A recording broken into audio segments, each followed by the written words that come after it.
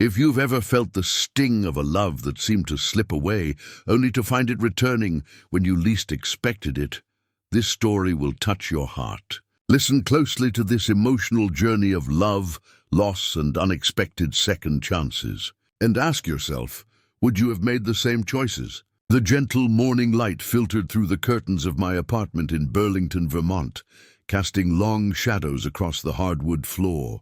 It had been exactly 365 days since Sarah walked out of my life. One full year of learning how to exist without the woman who had been my everything for nearly 2 decades.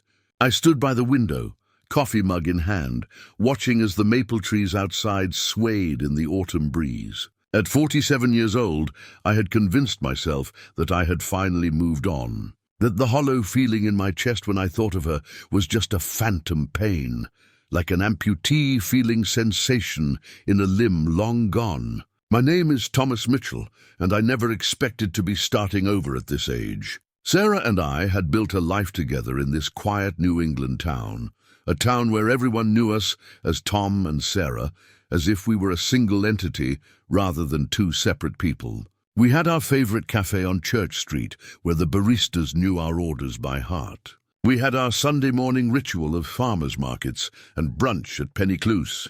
We had our friends, our routines, our shared dreams. Until we didn't. "You've changed," Sarah had said on that rainy October evening. We were standing in our kitchen, the remains of an uneaten dinner growing cold between us. Or maybe I've changed. But we're not the same people anymore, Tom. I remember how her voice cracked, how her hands trembled as she set down her wine glass, how the overhead light caught the first strands of grey in her dark hair. 18 years, I had whispered. How can you just throw away 18 years? But she wasn't throwing anything away. At least that's what she told me. She was just acknowledging what we had both felt for months, but had been too afraid to say out loud. The spark that had once burned so brightly between us had dimmed to barely a flicker. "I'll always love you, Tom," she said, tears streaming down her face. "But sometimes love isn't enough." Those words had haunted me for months. How could love, this thing that had sustained us through career changes and family deaths, through health scares and financial struggles, not be enough? It seemed impossible, incomprehensible. Yet there I was, watching her pack her clothes into suitcases, watching her leave our home with a promise to call about dividing up the rest of our things. The first few weeks after she left were a blur of sleepless nights and concerned calls from friends. Martha from next door brought over casseroles that sat untouched in my refrigerator. William from my office covered for me when I couldn't bring myself to come in. My sister Elizabeth flew in from Cincinnati and stayed for a week, forcing me to eat, to shower, to at least go through the motions of living. "You can't just give up, Tommy," she said one evening as we sat on the couch, an old movie playing on the TV that neither of us was watching. "This isn't the end of your story." But it felt like the end. Every corner of the apartment held memories of Sarah, the bookshelf we had assembled together while arguing over the instructions. The wall we had painted 4 different colors before settling on the perfect shade of blue. The kitchen where we had danced to Fleetwood Mac on countless Sunday mornings, pancake batter dripping from the spatula onto the floor. Slowly, painfully, I began the process of reclaiming these spaces as my own. I rearranged the furniture. I replaced our bed sheets with new ones that didn't smell like her perfume. I took down some of the photos and put up artwork instead. I tried to create a home that was just mine, not a mausoleum to a relationship that no longer existed. And gradually the acute pain began to dull. I started going out again, not dating, I wasn't ready for that, but meeting friends for dinner or drinks. I threw myself into my work at the architecture firm. I joined a hiking group that explored the trails around Lake Champlain.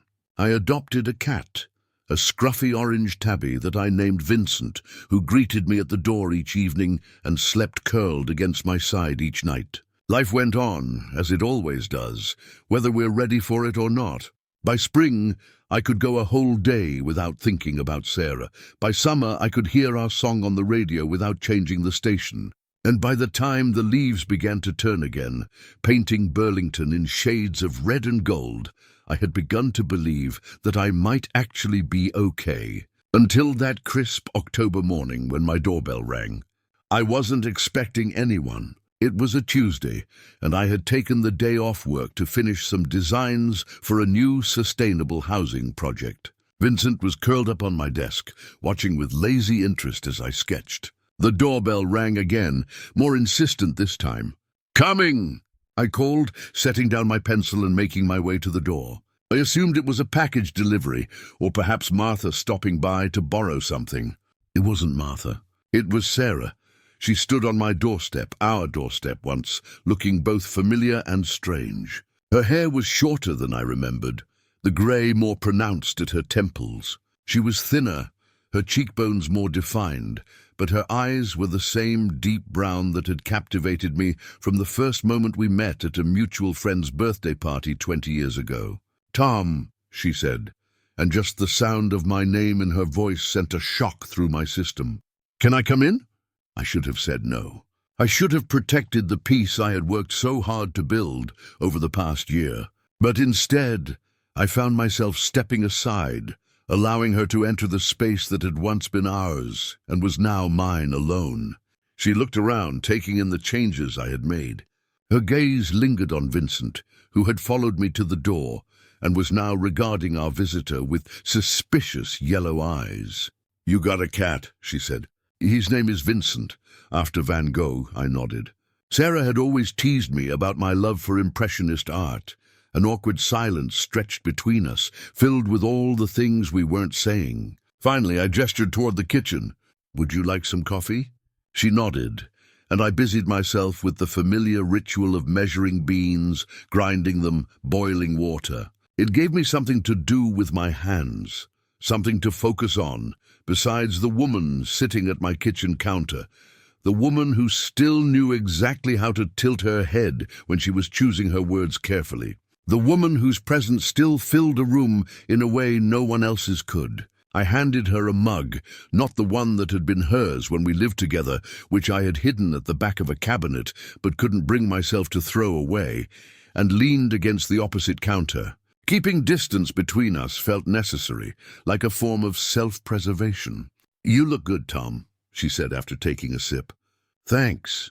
I didn't return the compliment, though it would have been true. Instead, I asked the question that had been burning in my mind since I opened the door. "Why are you here, Sarah?" She set down her mug and met my eyes directly.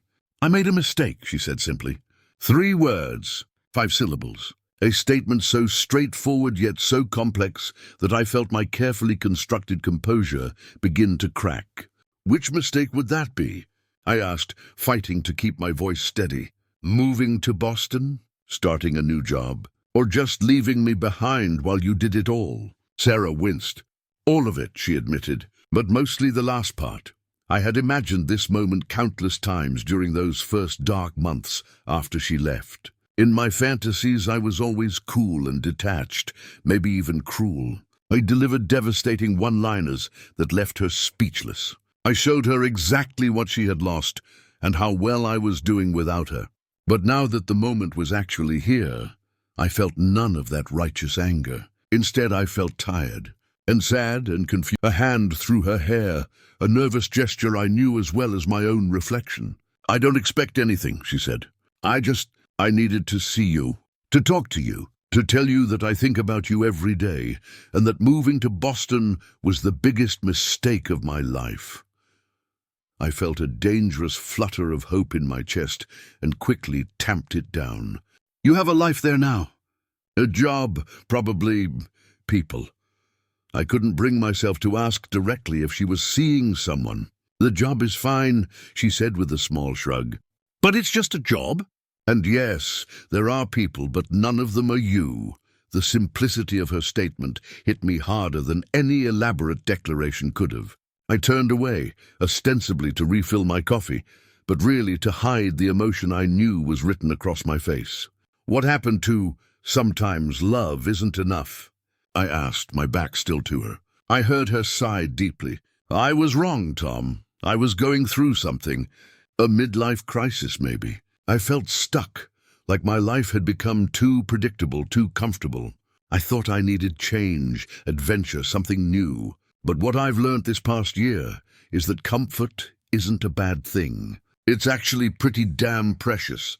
I turned back to face her, crossing my arms over my chest. So you got bored with our life and decided to blow it all up. And now you're bored with your new life, so you're back here. What happens when you get bored again, Sarah? Her face fell, and I immediately regretted my harsh tone. But not the question. That was fair. I deserve that, she said quietly. And I don't have a perfect answer. I can only tell you that I've spent this year learning the hard way what really matters. It's not excitement or change or new experiences. It's connection. It's history. It's building a life with someone who knows you better than you know yourself.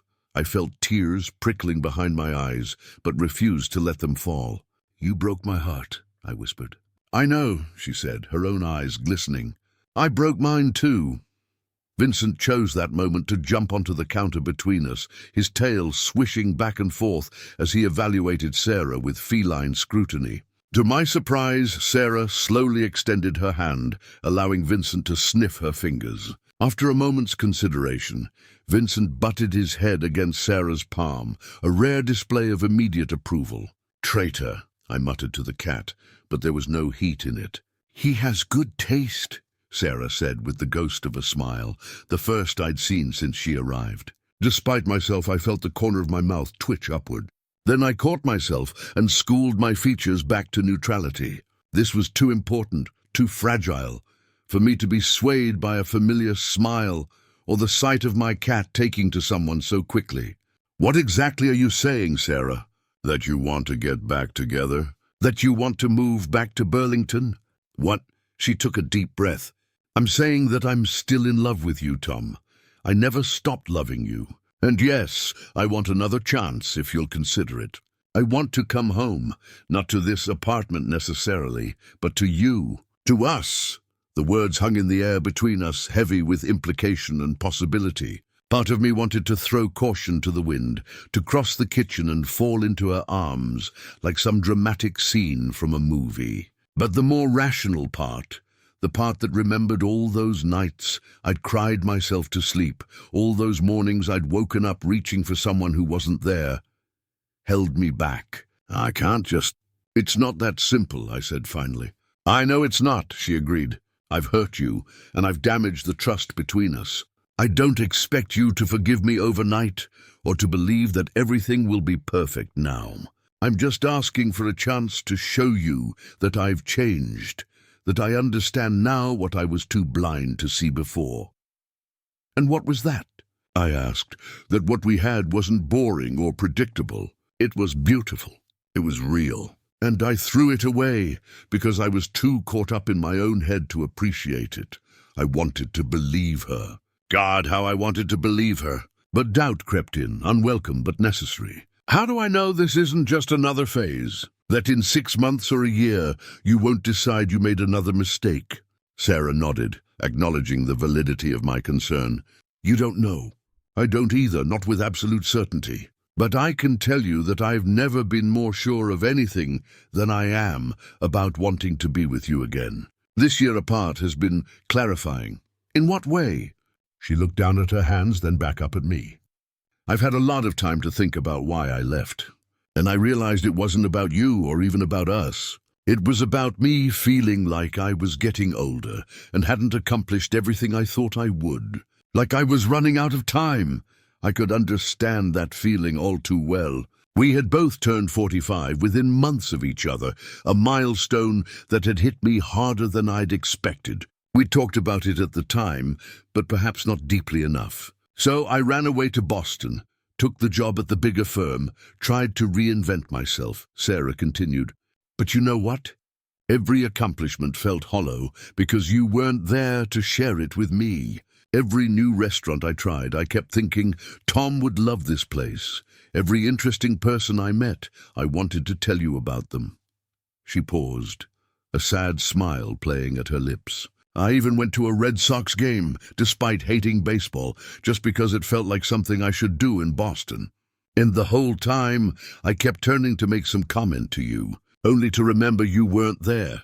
The image of Sarah, who had always good-naturedly endured my love of baseball, but never developed any interest herself. Sitting alone at Fenway Park struck me as both sad and oddly touching. "I'm not saying this to make you feel sorry for me," she added quickly. "I made my choices. I'm just trying to explain that being away from you didn't make me feel more alive or free. It just made me realize that the life we built together was already everything I wanted." I nodded slowly, taking this in. "And your job in Boston?" "I've already given notice," she said, then quickly added, "not because I assumed you'd take me back, but because I knew I needed to be back in Burlington regardless. This is my home. These are my people. And where are you staying?" I asked, realizing I didn't even know if she had a place to live. "I'm at the Hilton downtown for now." I thought about calling some friends, but it didn't seem right to put them in the middle of whatever this is.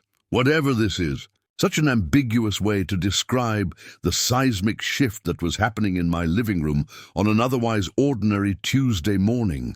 Vincent, apparently having decided that Sarah met his approval, had curled up next to her on the counter, purring loudly. The sound filled the silence that had fallen between us. "He really likes you," I said unnecessarily. "I've always been good with cats," Sarah replied. Another fragment of our shared history, her childhood cat Jasper, who had lived with us for the first 5 years of our relationship until old age finally took him. I felt a wave of exhaustion suddenly wash over me. This conversation, these emotions, it was all too much to process at once. "I need time, Sarah," I said finally. "This is a lot," she nodded immediately. "Of course. I didn't come here expecting an answer today." "Then what were you expecting?" She considered this for a moment. "A chance," she said simply. "A chance to tell you how I feel. A chance to see if there's still something between us worth fighting for. And if I say there isn't?" The question seemed to physically pain her, but she straightened her shoulders and met my gaze directly. "Then I'll respect that. I'll find a place here in Burlington because I still want to be back in this city, but I won't bother you. I'll give you all the space you need." Her answer was mature, respectful, everything it should be. Yet I found myself oddly disappointed by it. Some irrational part of me wanted her to declare that she would never give up, that she would spend the rest of her life trying to win me back. But that wasn't fair, and it wasn't healthy. And it certainly wasn't what the real Sarah, not the fantasy version in my head, would ever say. "I appreciate that," I said, then glanced at the clock on the microwave. It was nearly noon. "I have some work I need to finish," I added, though it was more an excuse than a reality. Sarah took the hint and stood, gently dislodging Vincent from her side. "Thank you for the coffee," she said, "and for listening." I walked her to the door, maintaining that careful distance between us. As she stepped into the hallway, she turned back. "Would it be okay if I called you? Maybe we could have dinner sometime, as friends. Could we be that? Could we sit across a table from each other and make small talk when there was so much unsaid between us?" I wasn't sure, but I found myself nodding. "Okay," I said. "You still have my number?" "I never deleted it," she admitted with a small smile. "Then call me." "And we'll see," she nodded, her eyes lingering on my face as if memorizing it anew. "Goodbye, Tom." "Goodbye, Sarah." I closed the door behind her and leaned against it, my heart pounding in my chest. Vincent twined around my ankles, meowing insistently, probably wondering why his new friend had left so soon. "What do I do now, Vincent?" I whispered to the cat, who offered no answers, only continued purring. The rest of the day passed in a fog. I tried to return to my work, but my mind kept wandering back to Sarah, to the look in her eyes when she said she still loved me, to the way Vincent had taken to her immediately, as if recognizing a piece of my past that still belonged in my present. That evening I called Elizabeth. "She came back," I said as soon as she answered. "Who?" she started, then gasped. "Sarah, are you serious?" I told her everything, Sarah's appearance at my door, her confession, her request for another chance. "Wow," she said when I finished. "That's wow. What are you going to do?" "I don't know," I admitted. "Part of me wants to believe her. to believe that she's really changed, that she really wants this. But another part is terrified that if I let her back in, she'll just hurt me again. That's a valid fear, Elizabeth said thoughtfully. But Tommy, can I ask you something? And I want you to be honest, not just with me, but with yourself. Of course. Are you happy? I mean, truly happy with your life as it is now? The question caught me off guard. I'd been so focused on whether I could trust Sarah again, on whether her return was a good thing, that I hadn't stepped back to evaluate my own life as it currently stood. Was I happy? I'd created a peaceful existence for myself. I had my work, which I enjoyed. I had Vincent, who provided companionship. I had friends, though I saw them less frequently than I used to. I had routines and habits that brought me comfort. But happiness? That was harder to define. I'm okay, I said finally. I've built a life that works. That works, Elizabeth repeated. That's different from a life you love. I sighed, knowing she was right. I was happy with her, Liz, at least most of the time. But then she left, and I had to learn how to be okay without her. I don't know if I can risk going through that again. I understand that, she said gently, and only you can decide if it's worth the risk. But Tommy, love is always a risk. Every single day you choose to love someone, you're taking a chance that they might hurt you. That doesn't mean it's not worth doing. When did you get so wise? I teased, trying to lighten the moment. I've always been the smart one in the family, she shot back, making me laugh despite myself. After we hung up, I sat on my balcony with a glass of wine, watching as the lights of Burlington twinkled on in the gathering dusk. Below me, people walked along the sidewalks. Couples hand in hand, friends laughing together, individuals lost in their own thoughts. All of them living lives full of risks and rewards, heartbreaks and joys. Sarah called the next day, as she had said she would. Her voice on the phone was hesitant, almost shy. I was thinking, she said after we exchanged slightly awkward greetings, that maybe we could meet for coffee this weekend. Just to talk. Coffee, I repeated. It seemed safer than dinner somehow. Less intimate. I could do Saturday morning. Great, she said, and I could hear the smile in her voice. How about Muddy Waters at 10? Muddy Waters had been our cafe, the place where we had spent countless weekend mornings before the farmer's market. I wasn't sure if she had chosen it deliberately or if it had just been the first place that came to mind. How about Speeder and Earl's instead? I suggested, naming a cafe we had rarely frequented together. There was a slight pause before she answered. Speeder's is perfect. 10 o'clock on Saturday. I'll see you then. The days until Saturday crawled by with excruciating slowness. I threw myself into work, stayed late at the office, tried not to think about what I would say when I saw Sarah again. But of course she was all I could think about. By Saturday morning, I had changed my outfit 3 times and was thoroughly disgusted with myself. It was just coffee, just a conversation between 2 people who used to share a life. Nothing to get worked up about. He arrived at Speeder and Earl's 10 minutes early and claimed a table near the window. The cafe was busy, filled with the weekend crowd of students from the university and locals enjoying a lazy morning. I ordered a latte and tried not to watch the door too obviously. Sarah arrived precisely at 10, wearing a blue dress that I had always loved on her and carrying a small paper bag that I didn't recognize. She spotted me immediately and made her way to the table, stopping briefly at the counter to order. "Hi," she said as she sat down across from me. "Hi," I replied, suddenly feeling tongue-tied and awkward. She set the paper bag on the table between us. "I brought you something," she said. "It's not a bribe, I promise. Just, well, you'll see." Curious despite myself, I opened the bag and pulled out a small framed photograph. It was us, about 5 years ago, standing on the shore of Lake Champlain, with the Adirondack Mountains rising behind us. We were both laughing, our faces turned toward each other rather than the camera, caught in a private moment of joy. "I found it when I was packing up my apartment in Boston," Sarah explained. "I'd forgotten I had it. It was in my desk drawer at work." I ran my finger over the glass, remembering that day. It had been a perfect late summer afternoon, warm but not hot, with a gentle breeze coming off the lake. We had been picnicking with friends, and someone, I couldn't remember who now, had snapped this candid shot. "Thank you," I said, setting the photo down carefully. "It's a good memory." Sarah's coffee arrived, and she wrapped her hands around the mug, as if seeking its warmth despite the mild October day. "I've been thinking a lot about memories this week," she said. "About how many of my best ones include you." I took a sip of my latte, buying time before responding. "I have good memories too," I admitted. "But memories aren't enough to build a future on."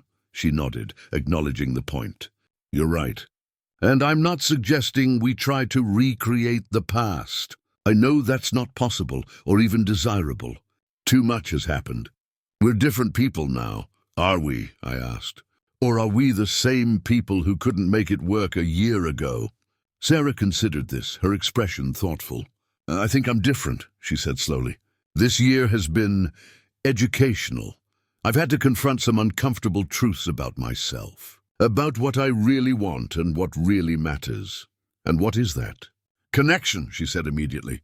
"Depth, history, the kind of love that knows all your flaws and chooses you anyway."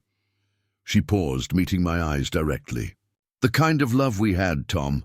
The kind I threw away because I was too blind to see its value."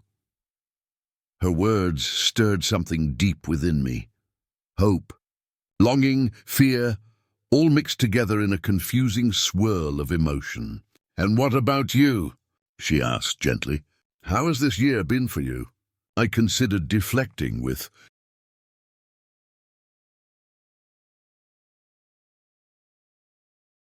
a generic fine or okay, but something about the sincerity in her eyes compelled honesty. "Hard," I admitted. "Lonely at first, then peaceful in a way. I've learned that I can be on my own, that I'm stronger than I thought." "You've always been strong," Sarah said. "Much stronger than me." I shook my head. "That's not true. We were both strong in different ways. You were always the one who pushed us out of our comfort zones, who made sure we didn't just fall into routines and stay there. And you were the one who created a home for us, who made sure we had roots and stability." She smiled sadly. "We balanced each other. Or we did, until I decided I needed something more." "Did you find it?" I asked, the question that had been haunting me since she reappeared at my door. "This something more you were looking for?" Sarah shook her head. "No, because it didn't exist. I thought I needed more excitement, more challenge, more... I don't know. But what I really needed was to appreciate what I already had." We fell silent, sipping our coffees and watching the people passing by outside the window. It was strange how comfortable the silence felt, despite everything that had happened between us. Maybe that was what 18 years together gave you, the ability to be quiet together without discomfort. "I miss you," Sarah said finally, her voice so low I almost didn't hear it over the cafe noise. "Every day I miss you." The simple confession hit me harder than any elaborate declaration could have, because I knew exactly what she meant. I missed her too, not just in the big moments, but in the small, everyday ways that made up a shared life. "I miss you too," I admitted, the words feeling both dangerous and liberating. "But I'm afraid, Sarah." "Of what?" "Of believing in us again. Of letting myself hope. Of letting myself love you, only to have you decide once more that it's not enough." She reached across the table then, not quite touching my hand, but close enough that I could feel the warmth of her skin. "I can't promise you that I'll never hurt you again," she said. "No one can promise that. But I can promise that I will never again take what we have for granted. That I will wake up every day grateful for another chance. That I will do everything in my power to be worthy of your trust." I looked at her hand, so close to mine, and thought about all that it represented, the years we had shared, the pain of separation, the possibility of reconciliation. It would be so easy to bridge that small gap, to let my fingers touch hers. But was I ready for what that might mean? "I need more time," I said finally. "This is all happening so fast." Sarah nodded and withdrew her hand. "Of course. I'm not trying to rush you. We can take this as slow as you need." "Thank you," I said, relieved by her understanding. "Can I ask you something, though?" She said, a hint of nervousness creeping into her voice. "Sure." Are you... Is there someone else in your life now? The question took me by surprise. I hadn't even considered that she might be wondering about this. No, I said honestly. There's no one else. I haven't been ready for that. Relief flashed across her face before she could hide it. Okay, I wanted to know. What about you? I found myself asking, though I wasn't sure I wanted to hear the answer. She shook her head. No, I tried dating a bit in Boston, but it never felt right. I was comparing everyone to you, which wasn't fair to them. And eventually I realized that I didn't want anyone else. I just wanted you back. Her candor was disarming. The Sarah I remembered had often struggled to express her emotions this directly, preferring to show her feelings through actions rather than words. This new openness was both refreshing and slightly unsettling, as if I were talking to a familiar stranger. Our coffees were long finished, but neither of us made a move to leave. There was still so much to say, so much to untangle between us. I'm glad you came back to Burlington, I said finally. Even if, whatever happens with us, this is where you belong. She smiled, a genuine smile that reached her eyes. It is. I missed this quirky little city almost as much as I missed you. We eventually left the cafe and walked along Church Street, the pedestrian marketplace that formed the heart of downtown Burlington. It was a beautiful autumn day, the trees lining the street ablaze with color, the air crisp but not yet cold.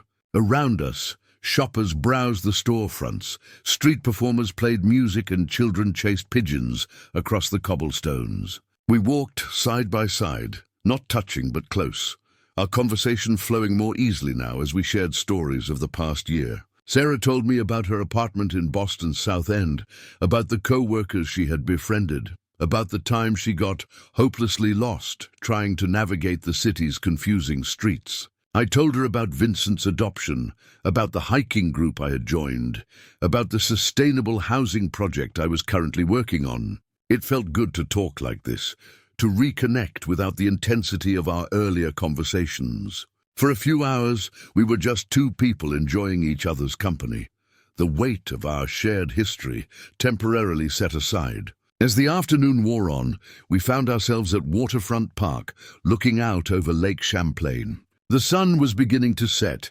casting a golden glow over the water. I missed this view, Sarah said, leaning against the railing.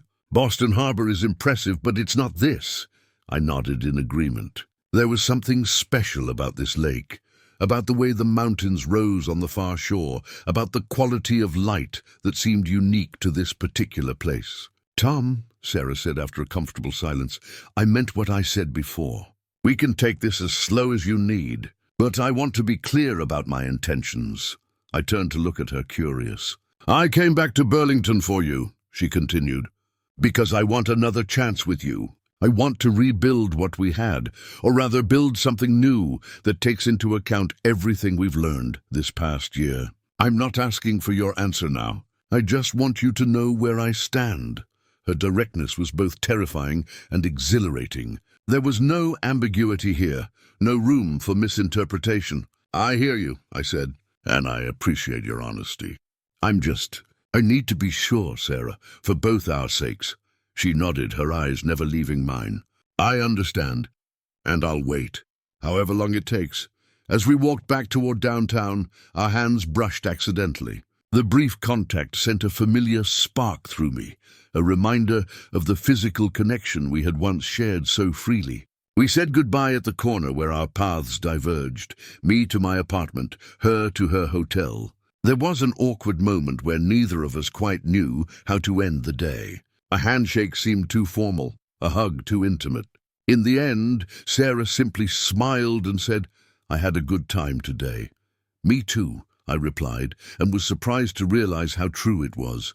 Can I call you again? She asked. Yes, I said without hesitation. I'd like that. Her smile widened. Great. I'll talk to you soon then. Soon, I echoed, and watched as she turned and walked away, her figure growing smaller against the backdrop of the city we both loved. The next few weeks unfolded in a pattern of cautious reconnection. Sarah called every few days, and we met for coffee or lunch or walks along the lake. Each time, the conversation flowed a little more easily.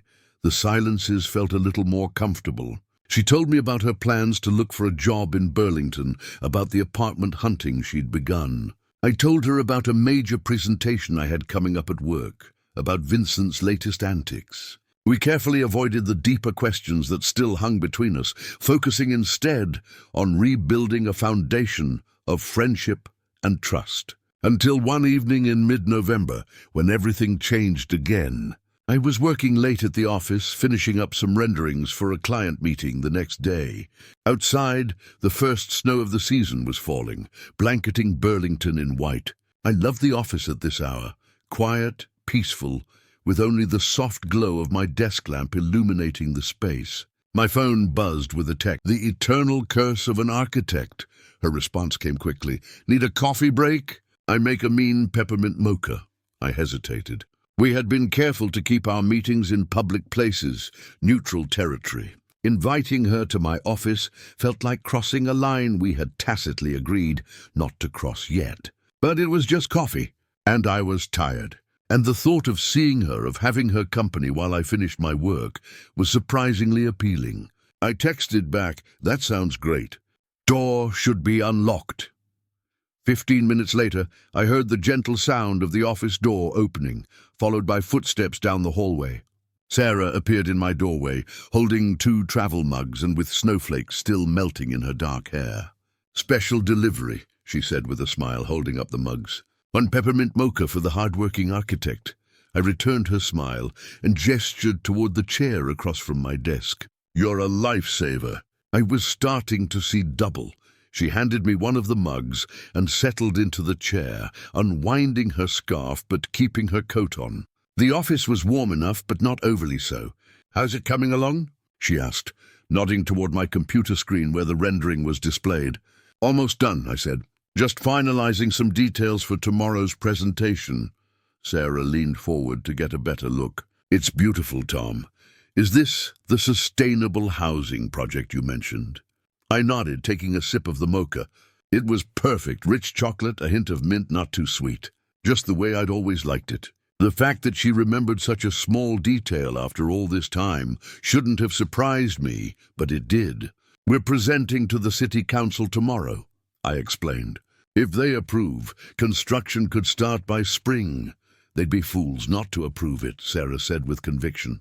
"The design is gorgeous, and God knows Burlington needs more affordable housing." Her unwavering support warmed me more than the coffee. Sarah had always been my biggest cheerleader, always believed in my abilities, even when I doubted myself. "Thank you," I said simply. We fell into a comfortable silence as I made a few final adjustments to the rendering.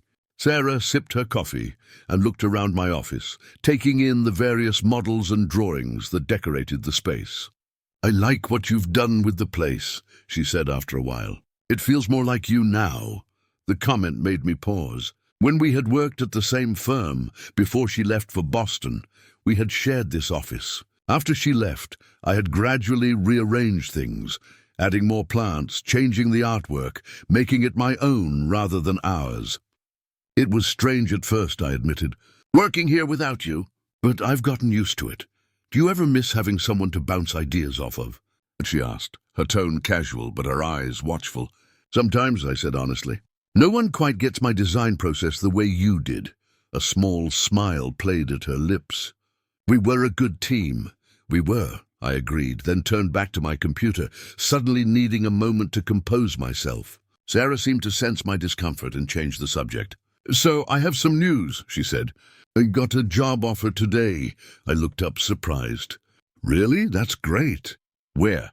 "Sherman and Associates. It's a smaller firm than I was with in Boston, but they're doing some interesting work with sustainable commercial buildings." Sherman and Associates was well respected in Burlington's architectural community. Not a competitor to my firm, but not far off either. "That's wonderful, Sarah. They're lucky to have you." "Thanks," she said. "I start after Thanksgiving," and she hesitated. "I also found an apartment on Pine Street." Pine Street was in the South End, Burlington's arts district. Not too far from my own place, but not too close either. "A good distance," I thought. "Sounds like things are falling into place for you." I said, trying to keep my tone neutral. I was happy for her, truly, but there was also a strange feeling in my chest, a tightening that I couldn't quite identify as either relief or disappointment. "They are," she agreed, "though there's still one piece missing." Her eyes met mine, and the implication was clear. I was that missing piece. The question hanging in the air between us was whether I wanted to be. I saved my work and closed the program, needing something to do with my hands. "I think I'm done for the night," I said, avoiding both her statement and her gaze. "Thank you for the coffee. It was just what I needed." Sarah nodded, accepting my deflection without pushing. "Happy to help. Do you need a ride home? It's really coming down out there." I glanced out the window. The snow was indeed falling heavily now, the streetlights creating halos in the swirling white. "I was going to call a lift," I said. "Let me drive you," Sarah offered. "I have my car parked just down the block." The practical part of me knew I should accept. It was late, the weather was bad, and waiting for a ride service would take longer than necessary. But the cautious part of me, the part that was still scared of letting Sarah too close too quickly, hesitated. "It's just a ride, Tom," Sarah said gently, reading my expression. No strings attached. I found myself nodding. "Okay, thanks." We gathered our things, me shutting down the office, Sarah collecting our empty mugs, and headed out into the snowy night. The streets of Burlington were quiet, the snow muffling the usual sounds of the city. Sarah's car, a familiar blue Subaru that had survived her move to Boston and back, was parked just around the corner. The drive to my apartment was short but treacherous, the roads already slick with snow and ice. Sarah drove carefully, her hands steady on the wheel, her focus on the road ahead. We didn't speak much, just commented on the beauty of the snow-covered city and shared observations about how certain buildings looked transformed by the winter weather. When we reached my apartment building, Sarah pulled up to the entrance and put the car in park. The windshield wipers continued their rhythmic swishing, clearing the falling snow. "Thank you for the ride," I said. "And for the coffee." "And for stopping by. Any time," she replied. "Good luck with your presentation tomorrow." "Though you won't need it. They're going to love your design." I smiled at her confidence in me. "I hope so." I reached for the door handle, but something made me pause. Maybe it was the coziness of the car against the cold night outside. Maybe it was the way the snow created a sense of isolation, as if we were the only two people in the world at that moment. Or maybe it was simply that, for the first time since Sarah had reappeared in my life, I felt completely at ease with her. "Would you like to come up?" I asked, the words tumbling out before I could second-guess them. "For a nightcap or just to warm up before you drive home?" Sarah looked surprised but pleased. "I'd like that," she said. "If you're sure." "I'm sure," I said, and was surprised to realize that I meant it. We hurried through the falling snow to my building's entrance. In the elevator, I suddenly felt nervous, as if I were bringing a date home for the first time, rather than someone who had once shared this space with me. Vincent greeted us at the door with his usual vocal meows, as if demanding an explanation for my late return. When he spotted Sarah, he immediately wound himself around her legs, purring loudly. "Hello to you too, Vincent," Sarah said, bending down to scratch the cat behind the ears. "Have you been keeping Tom company while I was gone?" There was something about the casual domesticity of the moment, Sarah greeting my cat as if it were the most natural thing in the world, that made my heart twist painfully in my chest. "Can I get you something to drink?" I asked, hanging up our coats. "I have wine, beer, or I could make tea." "Wine sounds perfect," Sarah said. "Something to warm up after that drive?" I busied myself in the kitchen, opening a bottle of red and selecting glasses from the cabinet. Sarah wandered around the living room, looking at the changes I had made since she left. New artwork on the walls, different books on the shelves, small adjustments that reflected my life without her. "I like what you've done with the place," she said, echoing her earlier comment about my office. "It feels warm, inviting." "Thanks," I replied, handing her a glass of wine. "It's taken time to figure out how I want things." We sat on opposite ends of the sofa.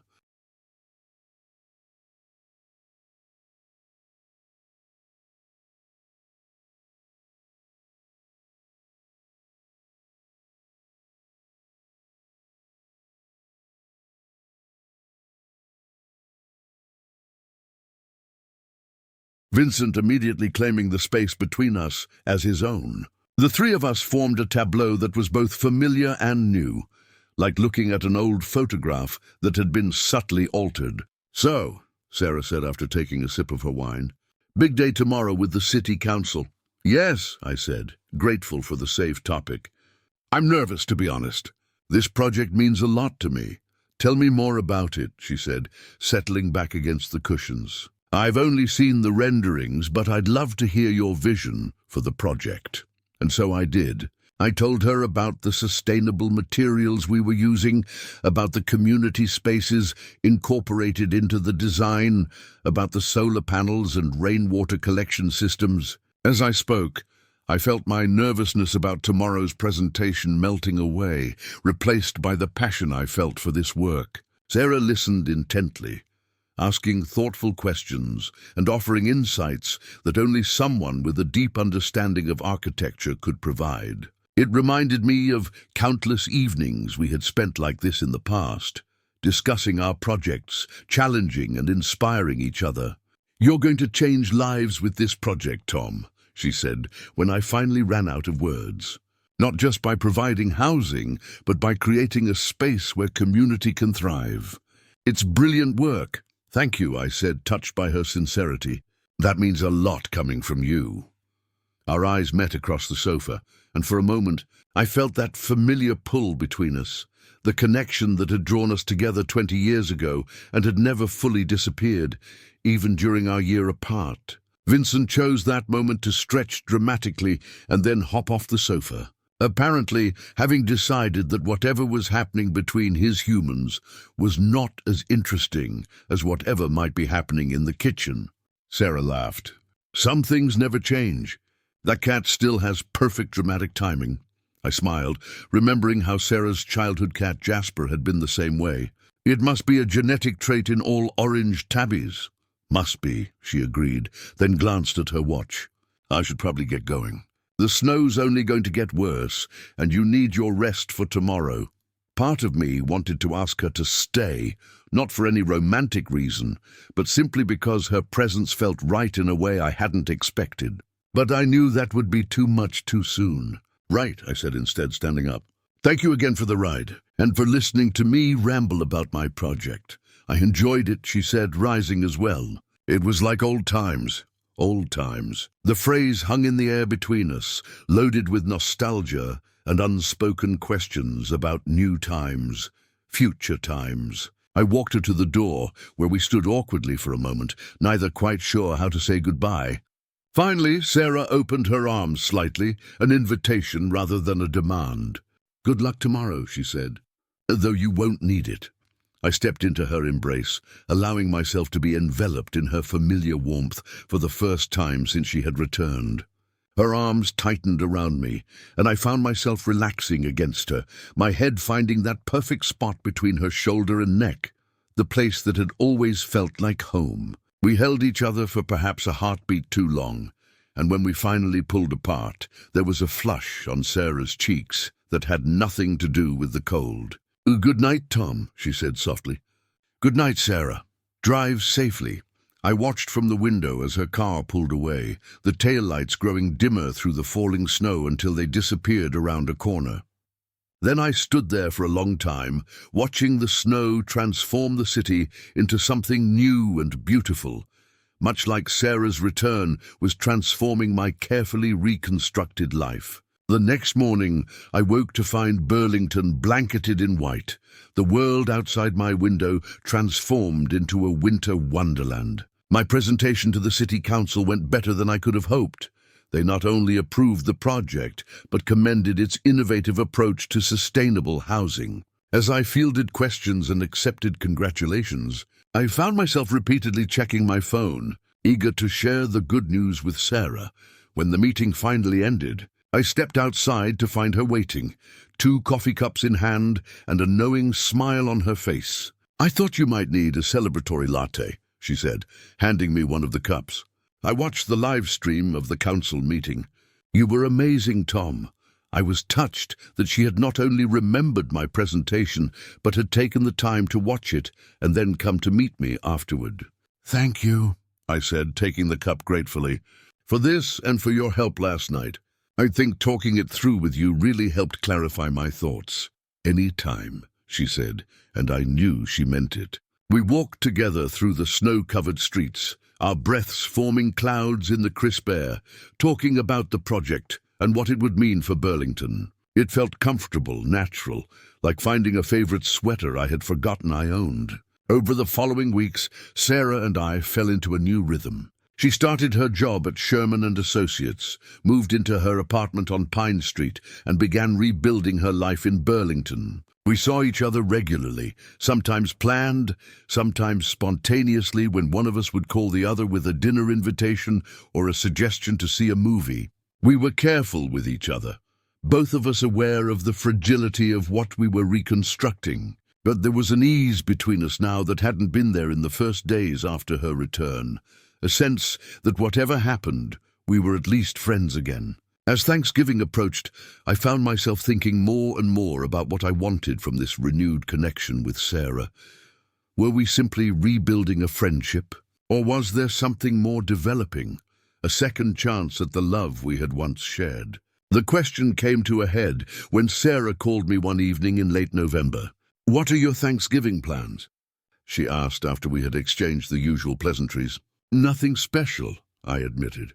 "Martha next door invited me to join her family. But I was thinking of just having a quiet day at home with Vincent." The truth was, holidays without Sarah had felt hollow over the past year, and I had taken to treating them as just another day, rather than facing the emptiness of celebrating alone. There was a slight pause before Sarah spoke again. "I was wondering if you might want to come to my place for dinner. Nothing fancy, just the two of us. I thought I'd try cooking that mushroom Wellington you always liked." The offer touched me deeply. The mushroom Wellington had been our tradition, a vegetarian version of the classic dish that Sarah had perfected over years of trial and error. The fact that she remembered, that she wanted to revive this small piece of our shared history, spoke volumes. "I'd like that," I said, surprised by how easy the acceptance came. "Great," she replied, and I could hear the smile in her voice. "Is 4 o'clock good?" "Perfect!" "Should I bring anything?" "Just yourself," she said. "And maybe that cranberry sauce you make. No one does it better."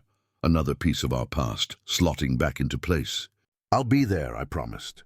When Thanksgiving Day arrived, I found myself feeling nervous as I approached Sarah's new apartment, a container of homemade cranberry sauce in one hand and a bottle of wine in the other. This felt significant somehow, like crossing a threshold into something more than the casual friendship we had been rebuilding. Sarah's apartment was on the 3rd floor of a converted factory building, with high ceilings, exposed brick walls, and large windows that overlooked a small park. It was still sparsely furnished: a couch, a coffee table, a dining table with 4 chairs, and not much else, but it felt warm and inviting, with soft lighting and the delicious smell of cooking filling the space. "Welcome," Sarah said as she opened the door, wiping her hands on an apron that read, "Kiss the Cook," a gag gift I had given her years ago on her 40th birthday.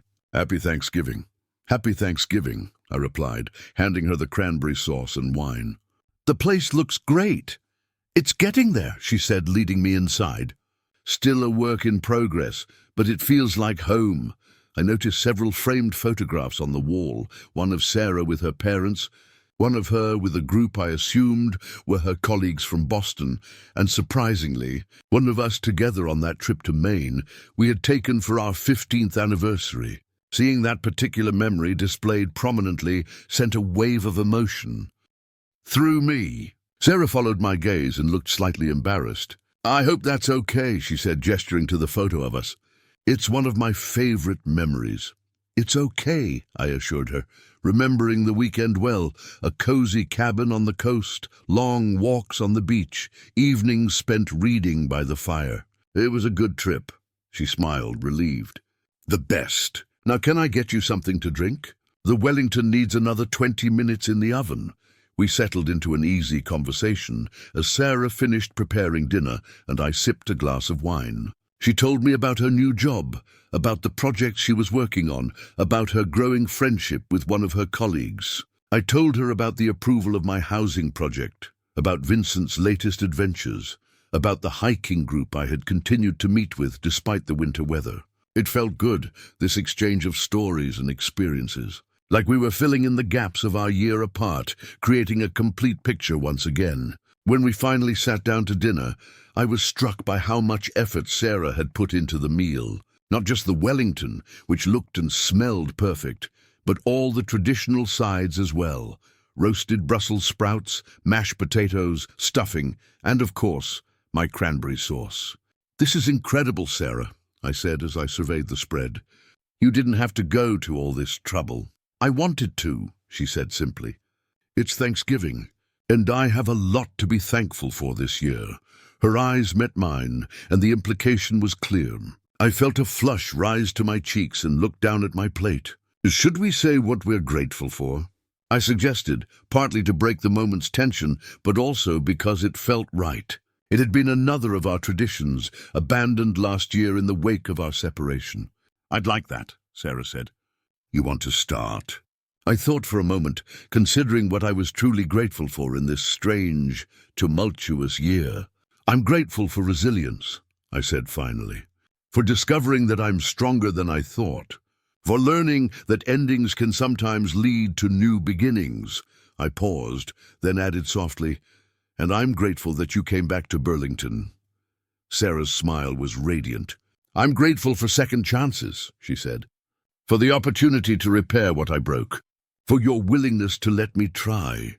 She reached across the table, and for the first time since her return, deliberately took my hand in hers. "And I'm grateful for you, Tom, for your kindness, your forgiveness, and your open heart." I didn't pull my hand away. Instead, I turned it over and intertwined our fingers, the gesture feeling both familiar and new. "Happy Thanksgiving, Sarah. Happy Thanksgiving, Tom." We ate, we talked, we laughed, sharing memories of past holidays and creating new ones in this moment. And all the while, I felt something shifting inside me, a wall crumbling that I had carefully constructed over the past year. After dinner, we moved to the couch with our wine glasses, sitting closer than we usually did, the distance between us gradually diminishing as the evening wore on. Outside, snow began to fall again, soft flakes drifting past the windows and creating a sense of intimacy, as if we were cocooned in our own private world. "I've been thinking," Sarah said after a comfortable lull in the conversation. "Always dangerous," I teased, falling easily into our old pattern of gentle ribbing. She laughed. "True, but I've been thinking about us, about what I want and what I hope you might want too." I felt my heart rate quicken. "And what is that?" Sarah set down her wineglass and turned to face me fully. "I want to be with you, Tom, not just as friends, though I treasure that too, but as partners again, as a couple." The directness of her statement took my breath away, though I had sensed it coming. Still, hearing the words spoken aloud made them real in a way that all our careful dancing around the subject had not. "I know it's been complicated," she continued, when I didn't immediately respond. "And I know I hurt you deeply. I don't expect things to be exactly like they were before. I don't even want that. I want something better, something built on a stronger foundation of appreciation and understanding." She paused, searching my face.